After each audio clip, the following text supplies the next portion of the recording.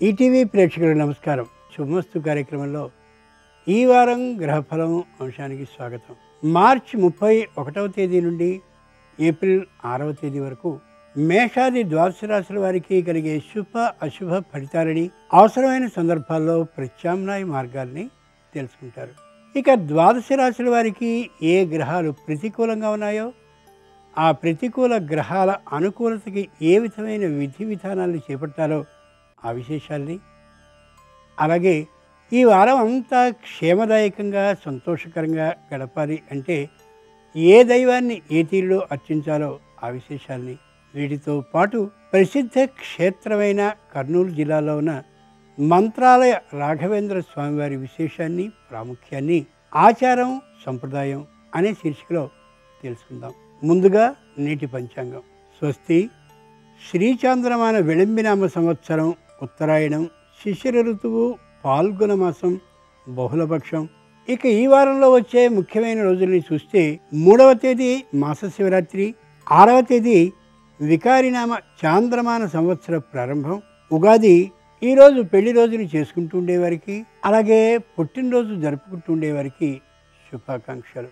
ఓం గణానాం త్వా గణపతిగుం హవామహే కవిం కవీనాముపమశ్రవస్తమం జ్యేష్ఠరాజం బ్రహ్మణాం బ్రహ్మణస్పత ఆనః శృణ్వన్నోతిభిः సీదసాదనం. ఓం మహాగణాధిపతయే నమః. ఆ క్షేత్రం పేరే మంత్ర ఆలయం. ఏదో విశేషం ఉన్నట్టుగా స్పష్టంగా తెలుస్తూ ఉంటుంది. గురు రాఘవేంద్ర స్వాముల వారి అమోఘమైన క్షేత్రమైన మంత్రాలయ విశేషం ఏమిటి, ప్రాముఖ్యం ఏమిటి, ప్రాశస్యం ఏమిటి అనే విశేషాన్ని ఆచారం సంప్రదాయం అనే శీర్షికలో ఇప్పుడు తెలుసుకుందాం. పూజ్యాయ రాఘవేంద్రాయ సత్యధర్మరతాయ చ భజతాం కల్పవృక్షాయ నమతాం కామధేనవే. కలియుగ కల్పవృక్షంగా భాసిల్లుతున్న పరమగురువు శ్రీ రాఘవేంద్ర యతీంద్రులు. భక్త ప్రహ్లాదుడే రాఘవేంద్రుడుగా అవతరించారని పెద్దలు చెప్పే మాట. తెలుగునాట మధ్వ సంప్రదాయానికి రాఘవేంద్రుడు విశేషమైన ప్రాచుర్యాన్ని కల్పించారు. జీవాత్మ వేరు, పరమాత్మ వేరు, పరమాత్మకు జీవాత్మ ఎల్లవేళలా దాసుడే అనే ద్వైత భావాన్ని మధ్వ సంప్రదాయం అనుసరిస్తుంది. మధ్వ సంప్రదాయానికి సమున్నత స్థితిని కల్పించిన వారు రాఘవేంద్రులే. 1595 మన్మథనామ సంవత్సర పాల్గొన శుద్ధ సప్తమి నాడు రాఘవేంద్రుడు జన్మించారు. ఆయన అసలు పేరు వెంకటనాథుడు. మధ్వ గురువర్యులైన సుధీంద్ర తీర్థులు ఆయనకి సన్యాస దీక్షనిచ్చి రాఘవేంద్రుడుగా నామకరణం చేశారు. తుంగభద్ర నదీ తీరంలో మంచాలమ్మ గ్రామదేవతగా ఉన్న మంచాల అనే గ్రామంలో రాఘవేంద్రుడు శ్రీ మఠాన్ని నెలకొల్పారు. మధ్వ సంప్రదాయానికి సంబంధించి శ్రీ గురురాయ యతీంద్రులైన రాఘవేంద్రులు పరిమళ వ్యాఖ్య పేరిట భాష్యాన్ని కూడా రచించారు. 1671 సంవత్సరంలో శ్రావణ బహుళ విధినాడు రాఘవేంద్రులు సశరీరంగా బృందావన ప్రవేశాన్ని చేశారు. శ్రీ రాఘవేంద్రుల బృందావనం ఉన్న మూల గ్రామం మంత్రాలయ దివ్యక్షేత్రంగా వర్ధిల్లుతోంది. ఇక క్రమంగా మేషాది ద్వాదశ రాశుల వారి ఫలితాన్ని పరిశీలిద్దాం. ముందుగా మేషరాశి.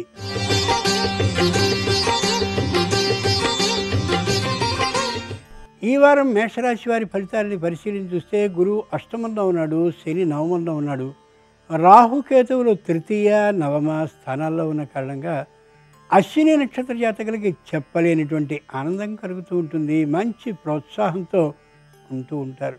భరణి నక్షత్ర జాతకులకి కుటుంబంలో ఐకమత్యం చాలా చక్కగా ఉంటుంది.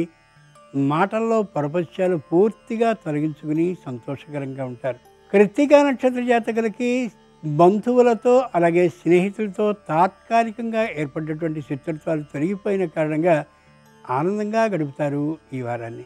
ఈ వారంలో తిరుమల శ్రీవారి ఉగాది ఆస్థానం జరుగుతున్నటువంటి కారణంగా శ్రీ వెంకటేశ్వర సుప్రభాతాన్ని వారం రోజుల పాటు తెల్లవారుజామునే పఠించడం ఉత్తమ ఫలితాలను ఇస్తుంది.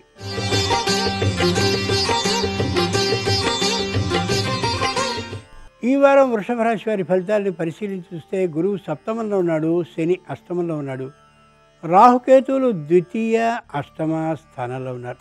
ఈ కారణంగా కృత్తికా నక్షత్ర జాతకులకి తాత్కాలికమైనటువంటి వివాదాలు సంభవిస్తాయి. ఎంత నోరు కట్టుకుని ఉందామన్నప్పటికీ కూడా తప్పక ఒకసారి గొంతు లేచే ప్రమాదం కనిపిస్తోంది. రోహిణి నక్షత్ర జాతకులకి ఆప్తులతో బంధువులతో మానసికమైనటువంటి స్పర్ధలు కలిగించేటటువంటి సంఘటనలు కలిగే అవకాశం ఉంది. జాగ్రత్తగా వ్యవహరించడం తప్పదు. మృగశిర నక్షత్ర జాతకులకి ఈ వారం అనుకూలంగానే ఉంది, కానీ మానసికమైనటువంటి దిగులు చిన్నగా ఉండే అవకాశం గోచరిస్తోంది. దిగులు పడవలసిన అవసరం మాత్రం లేదు. ఈ వారంలో వికారినామ సంవత్సరం నూతన సంవత్సరం ప్రారంభమవుతోంది కాబట్టి ఈ సంవత్సరం అంతా ఆనందకరంగా గడవడం కోసం శ్రీ వెంకటేశ్వరుని తిరుమంత్రాన్ని జపించుకుంటూ ఉండడం శ్రేయస్కరం.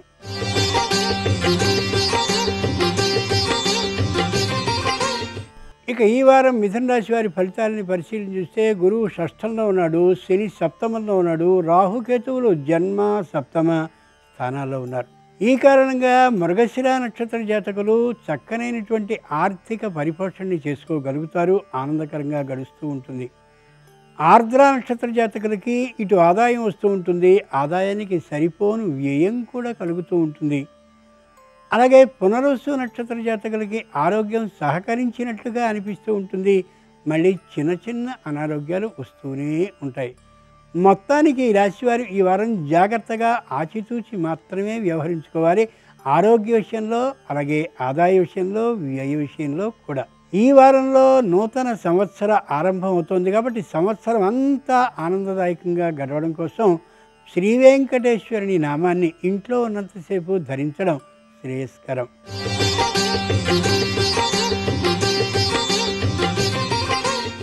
ఇక ఈ వారం కర్కాటక రాశి వారి ఫలితాలని పరిశీలన చూస్తే గురువు పంచమంలో ఉన్నాడు, శని షష్ఠంలో ఉన్నాడు, రాహు కేతువులు ద్వాదశ షష్ఠ స్థానాల్లో ఉన్నారు. ఈ కారణంగా పునరుసు నక్షత్ర జాతకులకి వృత్తిలో, ఉద్యోగంలో, వ్యాపారంలో ఏ మార్పు ఉండదు. సరికదా అనుకున్నటువంటి పనులు అనుకున్న సమయానికి ఏమాత్రము పూర్తి కాకపోవచ్చు.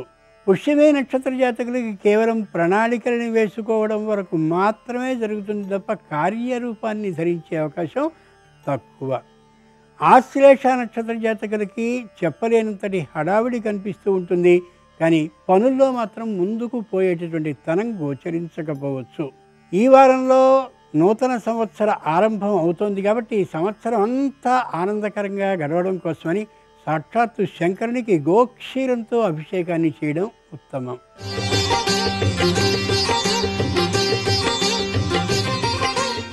ఇక ఈ వారం సింహరాశి వారి ఫలితాలని పరిశీలన చూస్తే గురువు చతుర్థంలో ఉన్నాడు, శని పంచమంలో ఉన్నాడు, రాహుకేతువులు ఏకాదశ పంచమ స్థానాల్లో ఉన్నారు. ఈ కారణంగా మఖా నక్షత్ర జాతకులకి ఎంతో మనోధైర్యం అలవడుతుంది. అదే మనోధైర్యంతో కొనసాగడం ఉత్తమం. పూర్వ ఫల్గుని నక్షత్ర జాతకులకి వాద వివాదాలు పూర్తిగా తొలగిపోయినటువంటి కారణంగా సంతోషకరంగా ఏ పనినా చేయగలుగుతారు. ఉత్తర ఫల్గుని నక్షత్ర జాతకులకి రుణాన్ని తీసుకోవాలనేటటువంటి ఆలోచన పూర్తిగా తొలగిపోతుంది.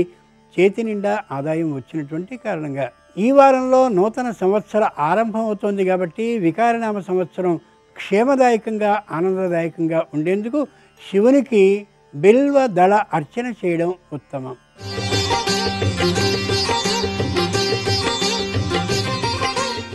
ఇక ఈ వారం కన్యారాశి వారి ఫలితాలని పరిశీలించి చూస్తే గురువు తృతీయంలో, శని చతుర్థంలో, రాహుకేతువులు దశమ చతుర్థ స్థానాల్లో ఉన్నారు. ఈ కారణంగా ఉత్తర నక్షత్ర జాతకులకి తాత్కాలికమైనటువంటి అనారోగ్య భావన కలుగుతుంది. అనారోగ్యం ఏమాత్రం ఉండకపోవచ్చు.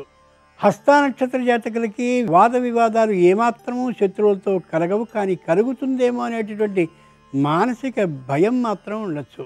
చిత్తా నక్షత్ర జాతకులకి స్థిరమైనటువంటి నిర్ణయం మీద లేనేమో అని అనిపిస్తూ ఉంటుంది, కానీ గట్టిగా తాము అనుకున్నటువంటి మాట మీద మాత్రమే నిలబడతారు కూడా.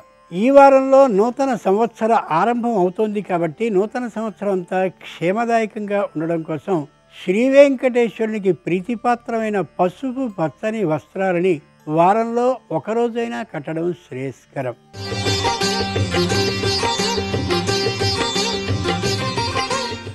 ఇక ఇక ఈ వారం తులారాశి వారి ఫలితాలని పరిశీలించి చూస్తే గురువు ద్వితీయంలో, శని తృతీయంలో, రాహుకేతువులు నవమ తృతీయ స్థానాల్లో ఉన్నారు. ఈ కారణంగా చిత్తా నక్షత్ర జాతకులకి క్షణానికి ఒక ఆలోచన వచ్చేటటువంటి ఊహతో పాటు ఏదైనా సరే చేయాలనేటటువంటి ఆలోచన కలుగుతుంది.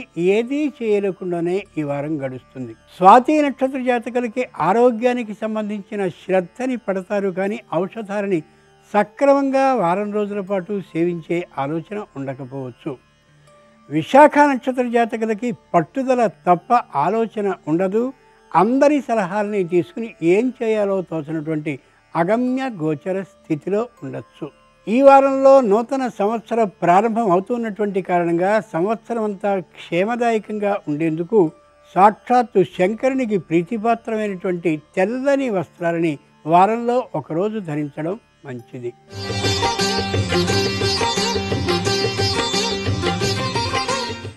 ఇక ఈ వారం వృశ్చిక రాశి వారి ఫలితాలని పరిశీలన చూస్తే గురువు జన్మలో ఉన్నాడు, శని ద్వితీయంలో ఉన్నాడు, రాహుకేతువులు అష్టమ ద్వితీయ స్థానాల్లో ఉన్నారు. కాబట్టి విశాఖ నక్షత్ర జాతకులకి అనాలోచితమైనటువంటి నిర్ణయాలు కొన్ని రావచ్చు. వాటిని వెంటనే అమలు చేయడం మంచిది కాదు.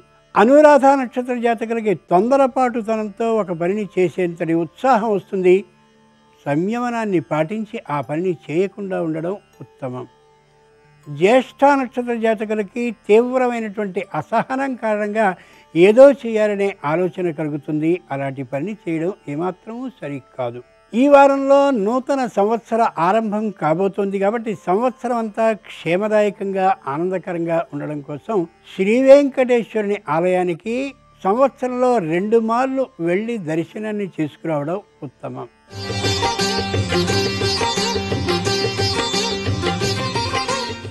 ఇక ఈ వారం ధనురాశి వారి ఫలితాలని పరిశీలించి చూస్తే గురువు ద్వాదశంలో ఉన్నాడు, శని జన్మలో ఉన్నాడు, రాహుకేతువులు సప్తమ జన్మ స్థానాల్లో ఉన్నారు. ఈ కారణంగా మూలా నక్షత్ర జాతకులకి అనుకోనటువంటి వివాదాలు వచ్చే అవకాశం బలంగా కనిపిస్తోంది. తద్వారా మానసికమైనటువంటి అశాంతి గోచరించవచ్చు. పూర్వాషాఢ నక్షత్ర జాతకులకి ఇతరుల ద్వారా నిందలు వచ్చే అవకాశం ఉంది. తద్వారా సుఖమైనటువంటి విధానంతో ఈ వారాన్ని గడపలేకపోవచ్చు. ఉత్తరాషాఢ నక్షత్ర జాతకులకి అనవసరమైనటువంటి వ్యయం, ఖర్చు నెత్తి మీద పడవచ్చు. ఇష్టం లేకుండానే చేయవలసి రావచ్చు. ఈ వారంలో నూతన సంవత్సరం ప్రారంభమవుతోంది. కాబట్టి సంవత్సరం మొత్తం అంతా సుఖ శాంతులతో ఉండడం కోసమని శంకరునికి ప్రీతిపాత్రమైనటువంటి నమశివాయ జపాన్ని చేయడం ఎంతైనా మంచిది.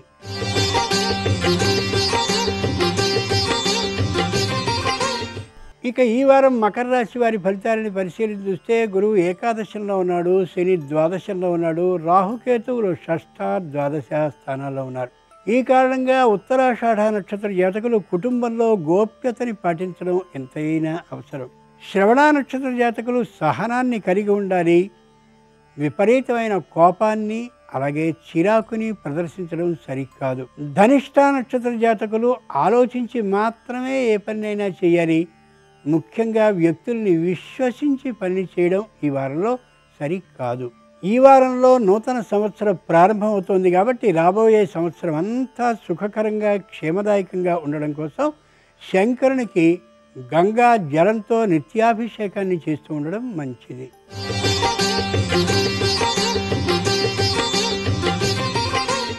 ఇక ఈ వారం కుంభరాశి వారి ఫలితాలని పరిశీలించి చూస్తే గురువు దశమంలో ఉన్నాడు, శని ఏకాదశంలో ఉన్నాడు, రాహుకేతువులు పంచమ ఏకాదశ స్థానాల్లో ఉన్నారు.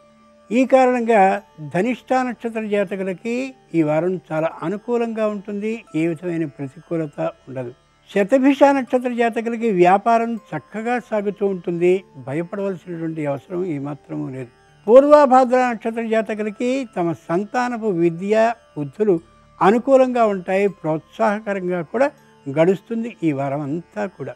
ఈ వారంలో నూతన సంవత్సరం ప్రారంభమవుతోంది. కాబట్టి రాబోయే సంవత్సరం అంతా కూడా అనుకూలంగా క్షేమదాయకంగా గడవడం కోసం శ్రీ వెంకటేశ్వరునికి సంబంధించిన ప్రపత్తి కానీ లేదా అమ్మవారికి సంబంధించిన స్తోత్రాన్ని కానీ చదువుతూ ఉండడం శ్రేయస్కరం.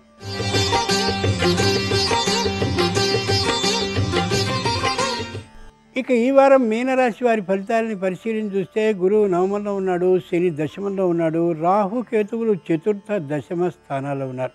ఈ కారణంగా పూర్వాభాద్ర నక్షత్ర జాతకులు కొత్తదైనటువంటి పోటీ పరీక్షలకు వెళ్ళే ఆలోచనకి వస్తారు. వెళ్ళడం ఎంతైనా అవసరం. ఉత్తరాభాద్ర నక్షత్ర జాతకులు వ్యవసాయాన్ని చేయాలనే దృష్టికి వస్తారు. చాలా చక్కగా కలిసి వస్తుంది. రేవతి నక్షత్ర జాతకులు గృహ నిర్మాణాన్ని చేయడం కానీ లేదా భూమిని తీసుకుని దానిలో తోటలని పండించాలనే ఆలోచనకి వస్తారు. తప్పక కలిసి వస్తుంది.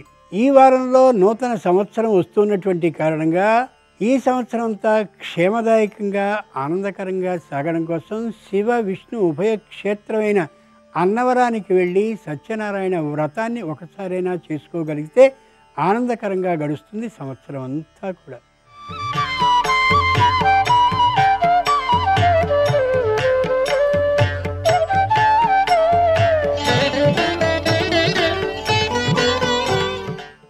శుభమస్తు కార్యక్రమంలో గృహబలం అంశానికి స్వాగతం. అదృష్టం వరించడానికి, దురదృష్టం తొలగించుకోవడానికి, జీవన గమ్యం అంతా కూడాను సుఖశాంతులతో వర్ధిలింప చేసుకోవడానికి గృహబల రీత్యా మన మహర్షులు చెప్పినటువంటి విధి విధానాలు చాలా చక్కటి యోగవంతమైన ప్రభావాన్ని మానవాళికి కలిగిస్తున్నాయి. వీటిలో భాగంగా నిత్యం సంభవించేటువంటి వివిధ రకాలైనటువంటి సమస్యల నుంచి పరిష్కారం ఏర్పరచుకునేందుకు పాటించవలసిన నియమాలని అందిస్తూ ఉన్నటువంటి ఈ శుభతరుణంలో దుష్టగ్రహ బాధలు తొలగాలి, వాస్తు దోషాలు సరి అవ్వాలి. ఏం చేస్తే దుష్టగ్రహ బాధలు తొలగుతాయి, వాస్తు దోషాలు పోతాయి అని చెప్పేసి చాలామంది భావిస్తూ ఉంటారు. అమావాస్య రోజున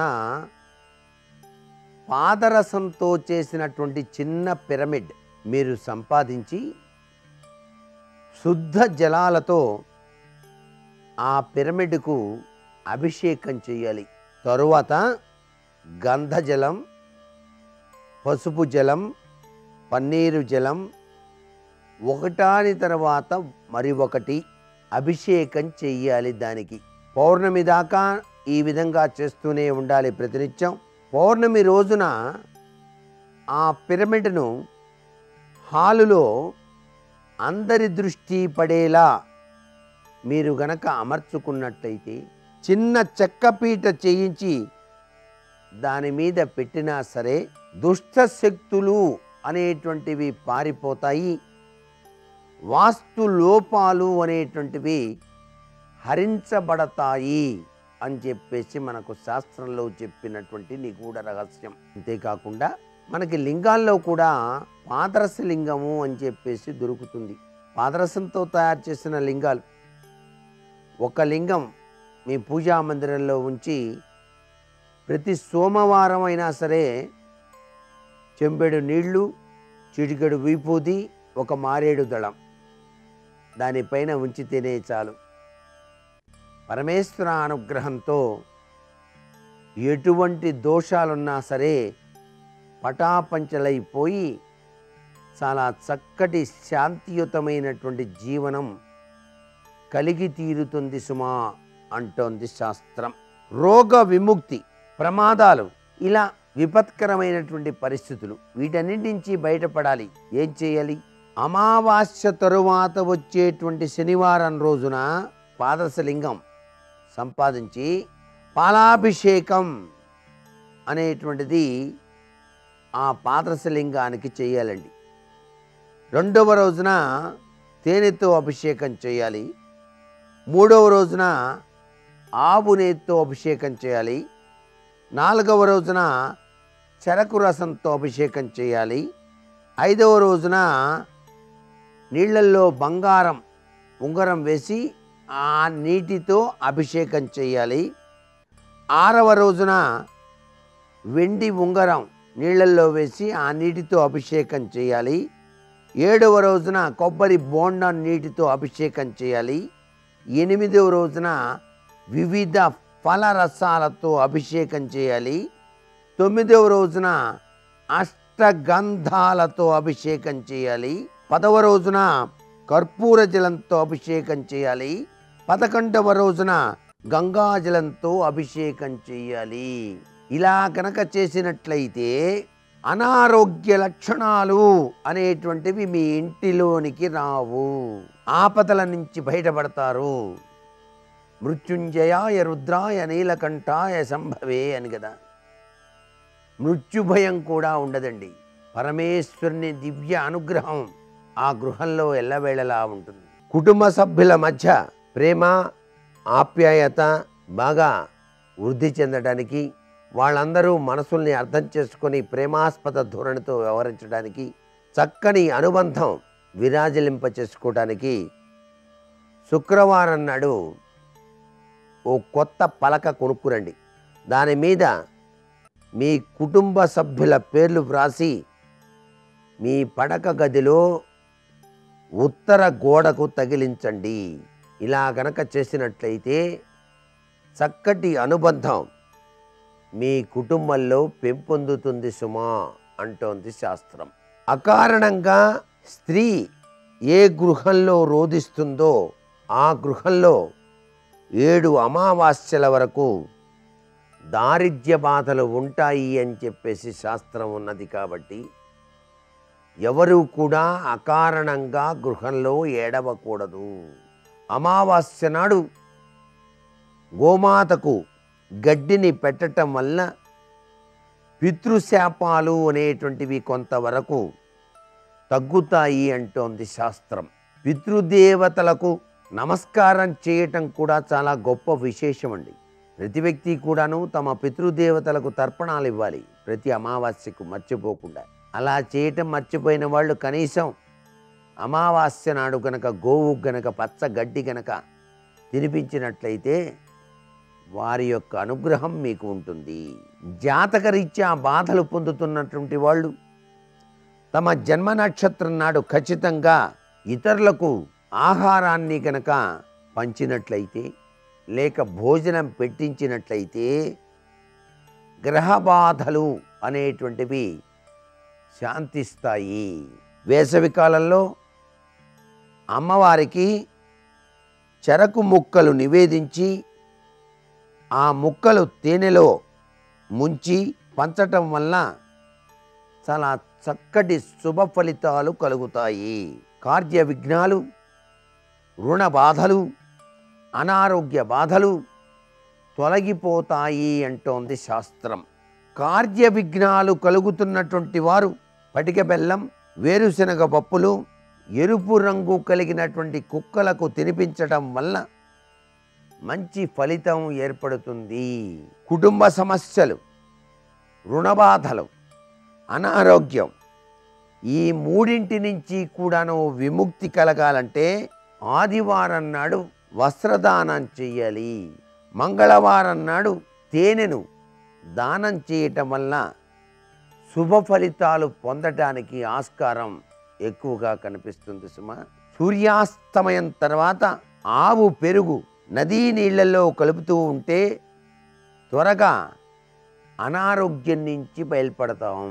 పురుషులు తూర్పు ముఖంగాను స్త్రీలు ఉత్తరముఖంగాను కూర్చొని ఇంటిలో భోజనం చేయటం చాలా శుభకరం. ఉత్తర ఈశాన్యంలో ఒక రాగి చెంబులో కొన్ని చిల్లర నాణాలు వేసి అందులో ఒక గులాబీ పువ్వు వేసి గృహంలో కానీ వ్యాపార సంస్థలో కానీ ఉంచడం చాలా శుభకరం. ఆర్థికంగా చక్కటి స్థితి కలగడానికి ఇది సహకరిస్తుంది. ప్రతినిత్యం పువ్వులు, నీరు పూల మొక్కలో కానీ రావి కొబ్బరి చెట్టులో కానీ పోసి కొత్త నీటిని నింపటం ఆ యొక్క రాగి చెంబులో మరవకండి. మీ గృహం చాలా చక్కగా యోగవంతమైన ప్రభావంతో గృహంలో నివసించే ప్రతి ఒక్కరూ కూడాను ఆర్థికంగా, మానసికంగా, శారీరకంగా వృద్ధిలోకి రావడానికి ఆస్కారం ఎక్కువగా కనిపిస్తుంది సుమా. మీ స్థలంలో ఏదైనా మొక్కలు, వృక్షాలు గనక ఉంటే వాటిని శంకుస్థాపన చేయటానికి ముందుగానే కొట్టించాలి. శంకుస్థాపన చేసిన తర్వాత గృహప్రవేశం చేసిన సంవత్సరం వరకు వృక్షాలను నరకటం వల్ల అనేక అశుభాలు ఎదుర్కోవాల్సి వస్తుంది. మీకు మీ ఇంట్లో వారికి కార్య ఆటంకాలు గనక ఎదురవుతుంటే 7 పసుపు కొమ్మలు ఎరుపు రంగు నూలుగుడ్డలో మూటగట్టి మీ ఇంట్లో ఉత్తరం వైపున ఏదైనా వృక్షం ఉంటే దానికి శనివారం నాడు కట్టండి. సరిగ్గా 41 రోజుల తర్వాత వాటిని పొడిగా దంచి నది నీళ్లలో కలపండి. ఇలా గనక చేసినట్లయితే కార్య ఆటంకాలు తొలగిపోవటానికి ఆస్కారం ఎక్కువగా కనిపిస్తుంది సుమా. మరికొన్ని ముఖ్య విషయాలు రేపటి శుభమస్తు కార్యక్రమంలోని గృహబలవంశంలో తెలుసుకుందామా? మరి సర్వే జనా సుఖినో భవంతు.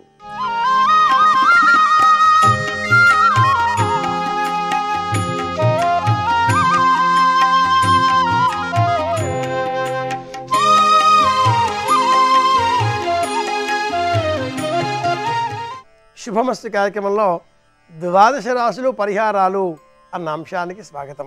ఫాల్గుణ మాసంలో అద్భుతమైనటువంటి ఈ వారమంతా కూడా గురువు సంచారం మారుతోంది. ధనురాశిలో గురువు సంచారం ప్రారంభం అవుతోంది. ఈ క్రమంలోనే రాహువు, కేతువు, రవి, శుక్రుడు ఇతర గ్రహాలన్నీ కూడా తమ తమ కాల నియతికి అనుగుణంగా సంచారాలను ప్రారంభం చేస్తూ వేగవంతంగా జీవితాన్ని ముందుకు తీసుకువెళ్తున్నాయి. ఈ నేపథ్యంలో మేషాది 12 రాశుల వారికి ఈ ఫాల్గుణ మాసంలోనే ఈ 3వ వారం ఏ విధమైనటువంటి ఫలితాలు అందజేయబోతుంది? ప్రత్యేకించి ఈ వారంలో మేషాది 12 రాశుల వారు గురువు, శని, కేతువు ఈ ముగ్గురు కూడా ధనురాశిలో స్థిరత్వం పొందినటువంటి కారణంగా జీవితాలలో మంచి ఫలితాలు పొందాలి అంటే ఏ విధమైన ఫలితాలను ఆశించే నిమిత్తమై ఏ విధమైన పరిహారాలు పాటించాలో పరిశీలిస్తే ముందుగా మేషరాశి.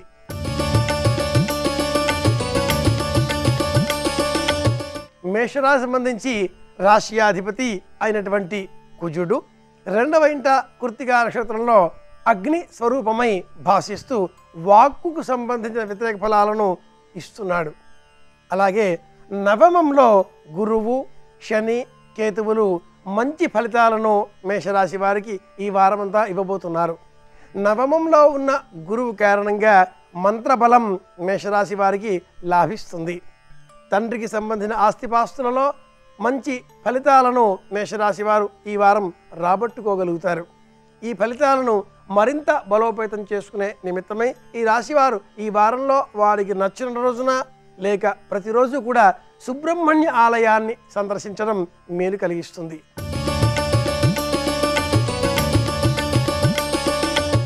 వృషభ రాశి సంబంధించి రాశ్యాధిపతి అయినటువంటి శుక్రుడు శతభిషం 2వ పాదంలో కుంభరాశిలో బుధుడితో కలిసి నవమంలో సంచారం చేస్తున్నాడు. ఈ క్రమంలో ఈ రాశి వారికి నవమ దశమ స్వరూపాలలో ఉండేటటువంటి శని కారణంగా కూడా మేలు కలుగుతుంది. ప్రత్యేకించి దశమ భావంలో ఉండేటటువంటి శుక్రుడి వల్ల కూడా మంచి ప్రయోజనాన్నే వృషభ రాశి వారు పొందగలుగుతారు. అయితే ఈ రాశి వారికి 2వ ఇంట ఉన్నటువంటి రాహు కారణంగా ఈ వారమంతా కూడా తీవ్రమైన కోపం వచ్చే అవకాశం ఉంటుంది. కోపభావం నుంచి ఉపశమింపజేసే నిమిత్తమై ఈ వారమంతా కూడా ఈ రాశి వారు మజ్జిగ వితరణ చేస్తే మేలు కలుగుతుంది.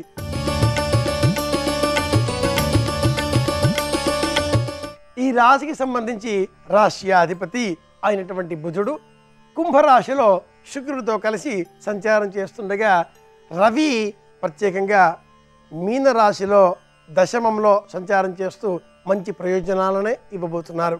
ఈ రాశి వారికి సప్తమంలో ఉన్న గురువు దృష్టి కారణంగా ఇంటిలో అంతా ఆహ్లాదకర వాతావరణం నెలకొల్పబడి ఉంటుంది. ఈ రాశివారు ఈ ఫలితాలను మరింత బలోపేతం చేసుకునే నిమిత్తమై ఈ వారంలో ప్రతిరోజు కూడా నవగ్రహ మంటపాన్ని సందర్శన చేయాలి.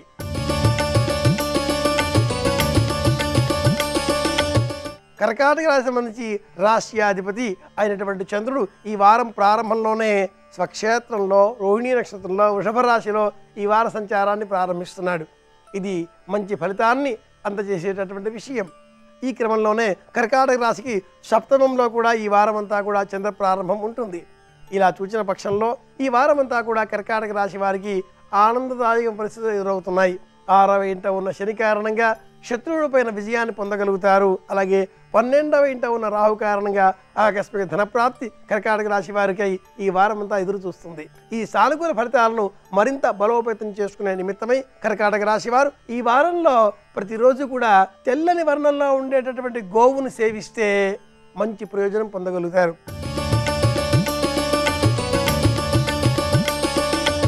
సింహరాశి సంబంధించి రాశ్యాధిపతి అయినటువంటి రవి మీన రాశిలో సంచారం చేస్తున్నాడు.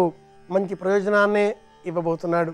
అయితే సప్తమంలో ఉన్న శుక్రుడు బుధుడు వీరి కారణంగా కొంత వ్యతిరేక ఫలాలు ఇంట్లో కనిపించబోతున్నాయి. అలాగే పంచమంలో ఉన్న గురువు కారణంగా సంతానపరంగా పిల్లలు పరీక్షలలో మంచి గుణములు తెచ్చుకుంటారు, వృద్ధి పొందుతారు.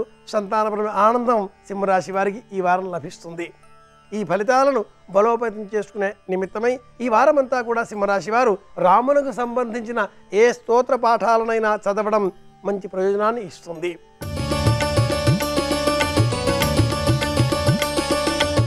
కన్యా రాశికి సంబంధించి రాశ్యాధిపతి అయినటువంటి బుధుడు 6వ ఇంట శుక్రుడితో కలిసి సంచారం చేస్తుండగా ఈ రాశిని ఈ వారమంతా కూడా రవి దృక్కులతో ఉన్న కారణం చేత మిశ్రమ ఫలితాలు పొందగలుగుతారు. చతుర్థంలో ఉన్న శని కారణంగా ప్రయాణాలలో నిరాసక్తత, ఆలస్యం తరచుగా కనిపిస్తూ ఉంటుంది. ఈ మిశ్రమ ఫలితాలను సానుకూలంగా మరల్చుకునే నిమిత్తమై ఈ రాశి వారు ఈ వారమంతా కూడా గణపతిని సేవించాలి.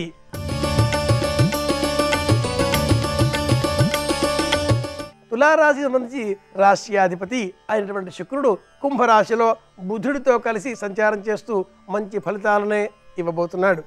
ఆ క్రమంలోనే 3వ ఇంట ఉన్న శని కారణంగా కూడా దగ్గరి ప్రయాణాలు లాభిస్తాయి. బంధుమిత్రుల వల్ల సంతోషం మిగులుతుంది. అయితే 3వ ఇంటిలోనే గురువు ఉన్న కారణం చేత కొంత మానసిక అసంతృప్తి, శారీరక శ్రమ కూడా ఈ రాశి వారికి ఈ వారం ఎదురవబోతోంది. ఈ మిశ్రమ ఫలితాలను సానుకూలంగా మార్చుకునే నిమిత్తమై తులారాశి వారు ఈ వారమంతా కూడా తీపి పదార్థాలను చిన్నారి బాలబాలికలకు వితరణ చెయ్యాలి.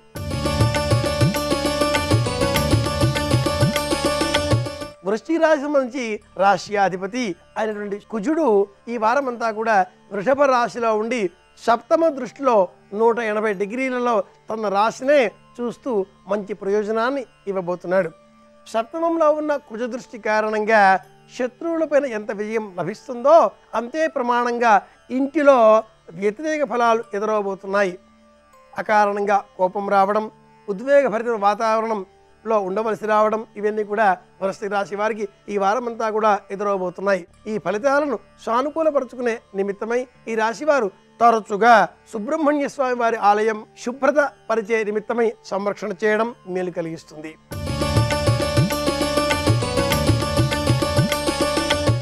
ధనురాశికి సంబంధించి రాశ్యాధిపతి అయినటువంటి గురువు రాశిలోనే సంచారం ప్రారంభించడం కారణం చేత తరచుగా శారీరకపరమైన అనారోగ్యము, శరీరానికి అలసట కలగడం, శారీరకపరమైన అనవసర ప్రయాణాలు తలపెట్టవలసి రావడం ఇలాంటి వ్యతిరేక ఫలాలు ఈ రాశి వారికి ఈ వారమంతా ఎదురవబోతున్నాయి.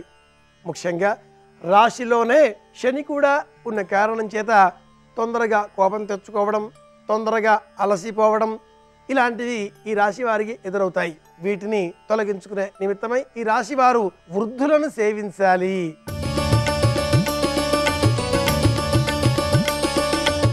రాశ్యాధిపతి అయినటువంటి శనైశ్వరుడు ఈ వారమంతా కూడా ఈ రాశికి 12వ ఇంట ఉండి ఆకస్మిక ధనప్రాప్తిని, నిర్మాణాల పట్ల ఆసక్తిని, విదేశీ ప్రయాణాలను, బంధు ప్రీతిని, మానసికపరమైన సంతోషాన్ని ఇవ్వబోతున్నాడు. ఆ క్రమంలోనే 12వ ఇంట ఉన్న గురువు కారణంగా మానసికంగా ఆందోళన కూడా రాబోతోంది. మిశ్రమంగా ఉండే ఈ ఫలితాలను సానుకూలపరుచుకునే నిమిత్తమై ఈ రాశి వారు ఈ వారమంతా కూడా తేనెని అధికంగా ఆహారంగా స్వీకరించాలి.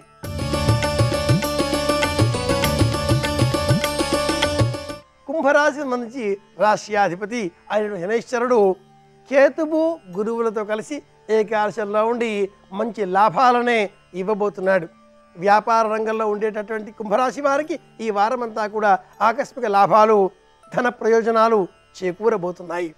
ప్రయాణాలలో కూడా మంచి లాభాలు వీరు ఆర్జించగలుగుతారు. ఈ రాశి వారికి సంబంధించి పంచమంలో ఉన్న రాహు కారణంగా సంతానపరమైన దుఃఖం కూడా కొంత ఈ వారం ఎదుర్కోబోయే ప్రమాదం ఉంది. మిశ్రమ సందర్భాలలో ఈ రాశివారు మంచి ప్రయోజనం పొందే నిమిత్తమై దక్షిణామూర్తి ఆలయాన్ని సందర్శించడం ఈ రాశి వారికి మంచి ప్రయోజనాన్ని ఇస్తుంది.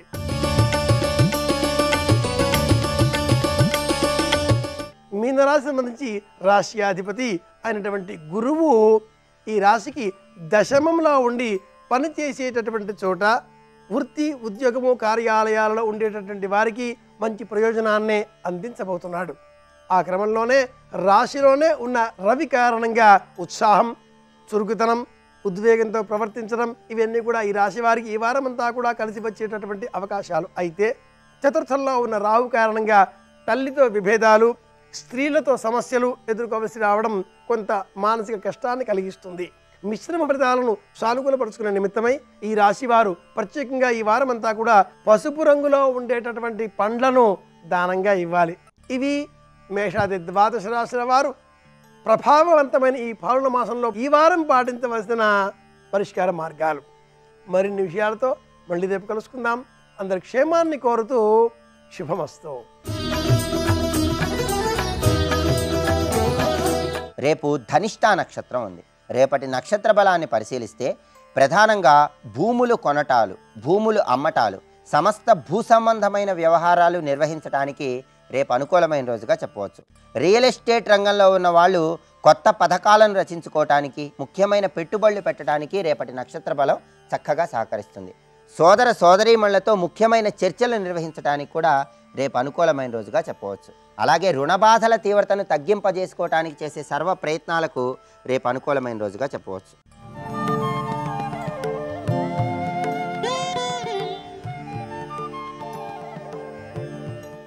పంచపాదప పుష్పదగ్ధపరాంబుజద్వయ శోభితం బాలలోచన జాత పావక దగ్ధమన్మథ విగ్రహం భస్మదిగ్ధ కలేబరం భవనాశనం భవమవ్యయం చంద్రశేఖరమాశ్రయే మమ కిం కరిష్యసి వై గమ.